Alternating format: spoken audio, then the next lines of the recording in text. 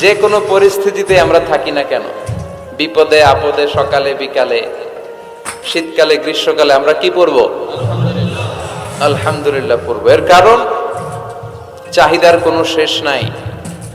যার আছে যত বেশি সে চায় তত বেশি। অর্থের প্রয়োজন আছে, কিন্তু এটার হৃদয়ে স্থান দেয়া যাবে না। এটা হাতে আসবে আবার চলে যাবে, ঠিক কিনা? হৃদয়ে স্থান থাকবে কার? আমরা যদি জিজ্ঞেস করি, ভাই আপনি কি চান, কি লাগবে আপনার, কার কি লাগবে, একজন বলবে আমি এটা চাই, আমার এটা নাই, আমি ওইটা চাই, ওইটা চাই, কত কিছু লাগবে আমাদের। কিন্তু ঠিক এই মুহূর্তে যে লোকটা হসপিটালের বেডে শুয়ে আছে, ক্যান্সারে আক্রান্ত, ক্যান্সার যার নেই কোনো অ্যান্সার, ওরে যদি জিজ্ঞেস করেন, ও বলবে আমার কিচ্ছু লাগবে না, আমি শুধু বাঁচতে চাই। ও কি চায়? আর আমরা অনেক কিছু চাই। এজন্য আমরা শুকরিয়া করব বেশি বেশি। শুকরিয়া করলে বাড়িয়ে দেয় কে?